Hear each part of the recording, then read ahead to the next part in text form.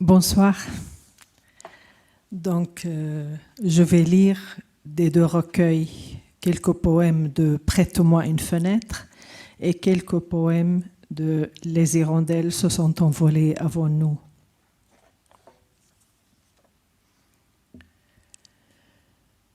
تغير البيت كثيرا بعد رحيلك وأنا تغيرت وسوريا تغيرت وبيوت الجيران والشوارع والحارات كل مكان في الدنيا صار لحظة عابرة كما الحب قوته أننا في كل لحظة نخشى رحيله فنعرف كم نحب أن يتمهل تغير البيت كثيرا وسوريا تغيرت وبيوت الجيران والحارات والشوارع التي كان يألفها كعبك العالي وتنانيرك الشانيل وجزادينك بظلالها التي كانت تلهث قربك ككلب صغير الأقراط والأساور وسوق الصاغة وضحكتك الذهب تغير البيت كثيرا بعد رحيلك وسوريا تغيرت والبيوت والجيران والشوارع كيف أقولها لك كيف أقلق موتك تهدمت سوريا في الحرب والذكريات يا أمي ليست وطنا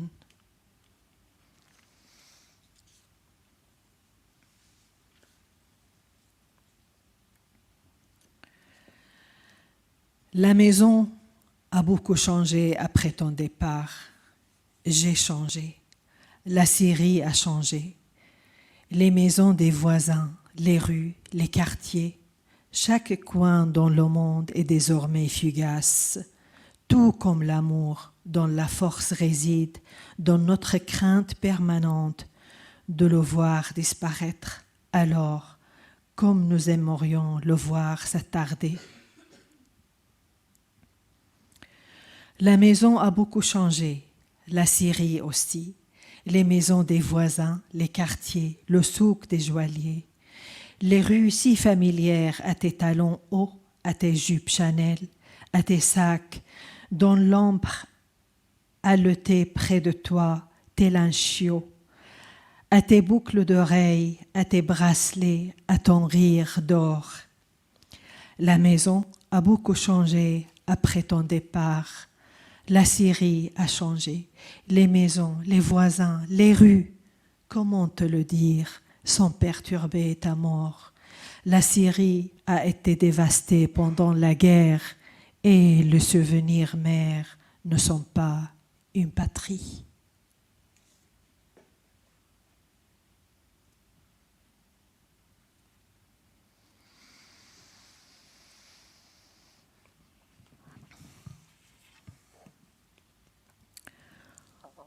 Ô photographe, prends de nous une photo souvenir.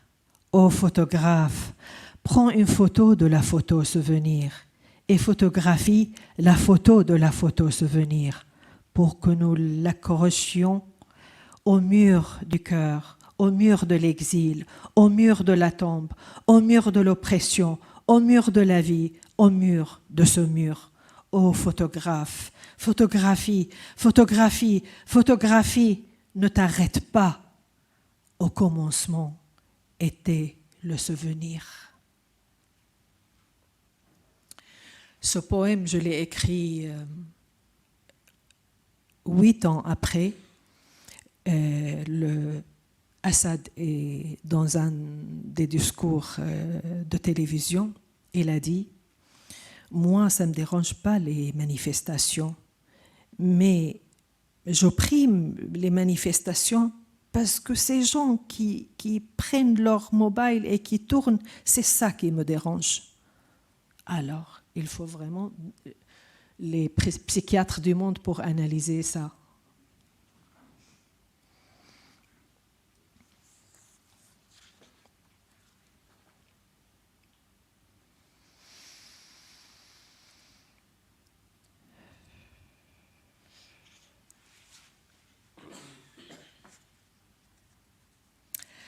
un poème que j'ai intitulé « Elle », mais je l'ai dédié à une femme, l'une des icônes.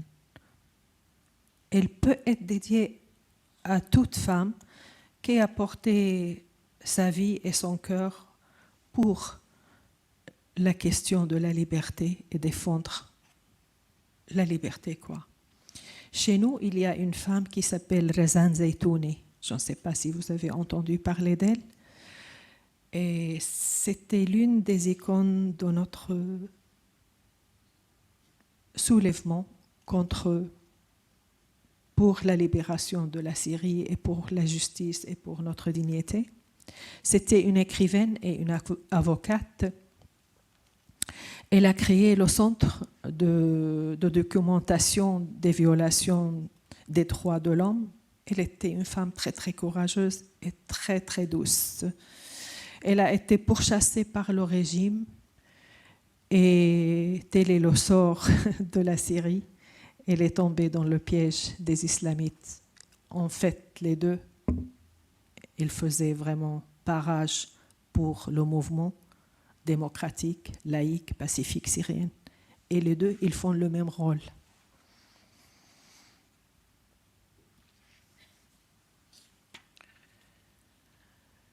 À l'aube, son pied ne foule pas l'aube.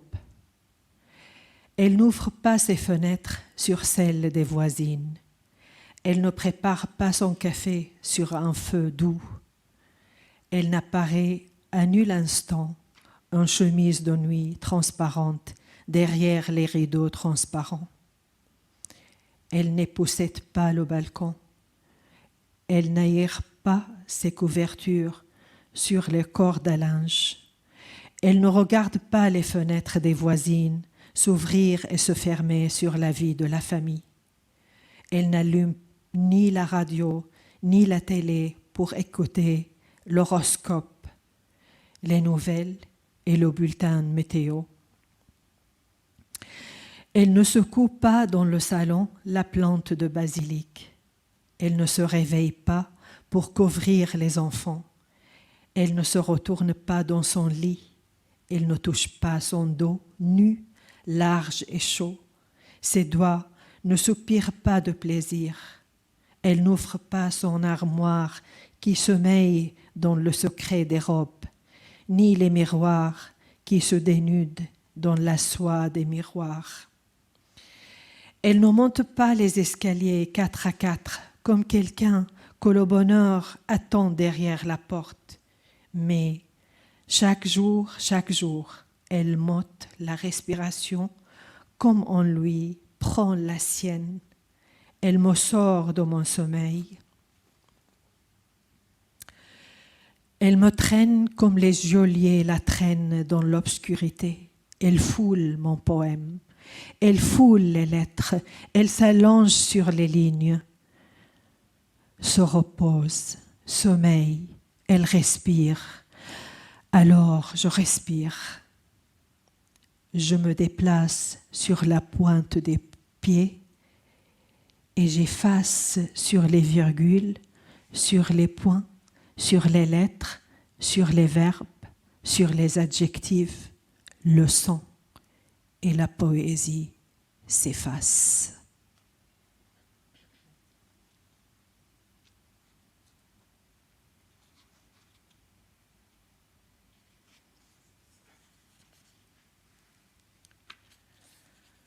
Au commencement était la perte.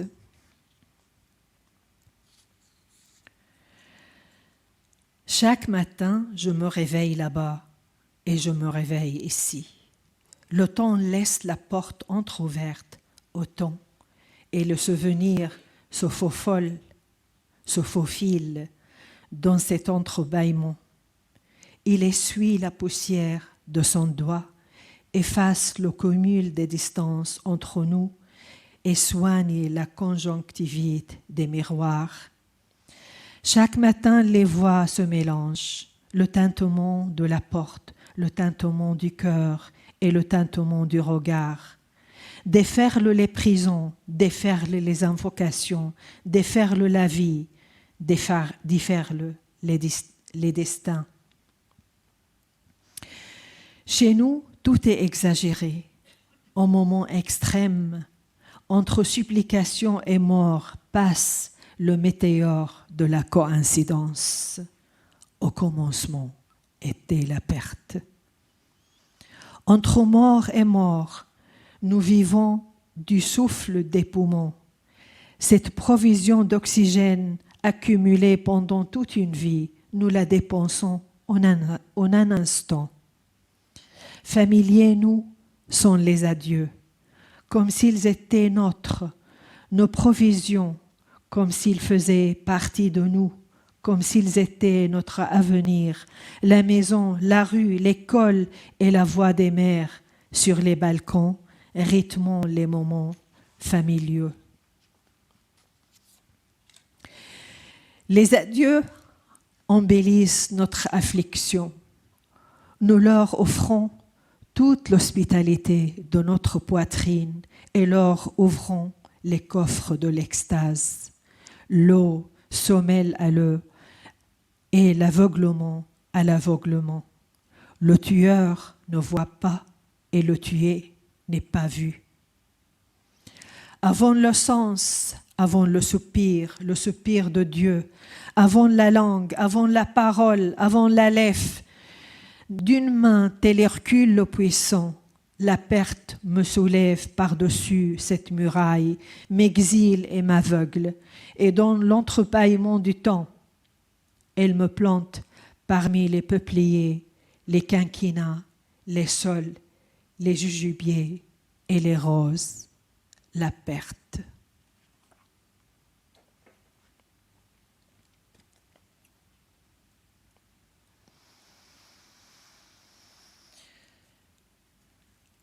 وإذا سألتنا البيوت فيما بعد زمن من السلام والسكون وانتهاء الحروب لم هجرناها؟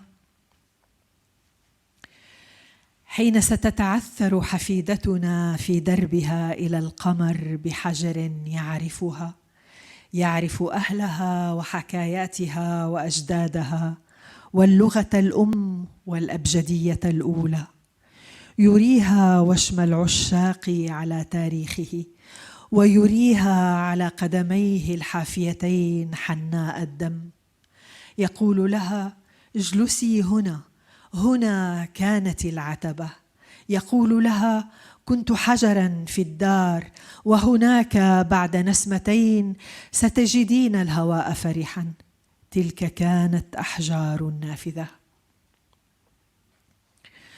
وعلى بعد ليل وليل سترين السهر. لا تبكي يا صغيرتي، ها هي أحجار القبور ينبت عليها العشب الأخضر، وهناك على ضفاف الجدول ينتظرك البنفسج البري يفرد مروجه لك كي تأنسي غربتك، يتلهف لابتسامة تهب عليه، وإذا طاح البنفسج بالعطر الحار المقطر فاعلمي البنفسج مثلك الآن يتذكر. J'ai dépassé le temps? Ok. Je lis ça en français et après le dernier.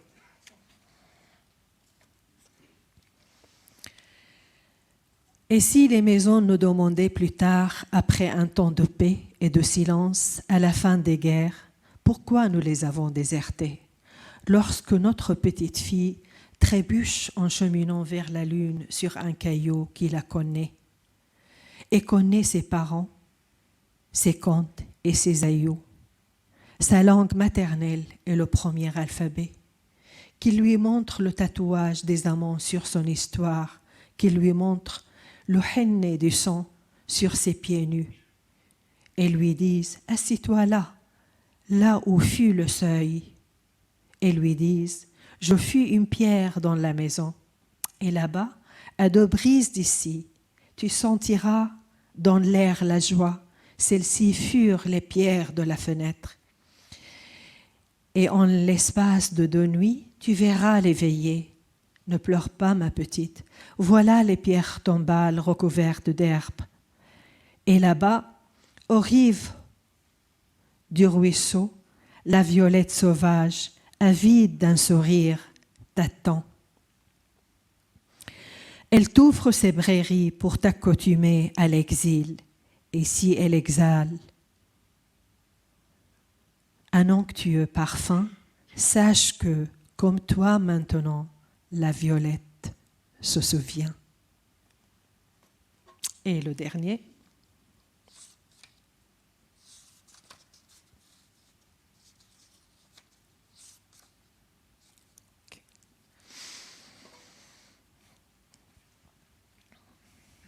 Chemin 4.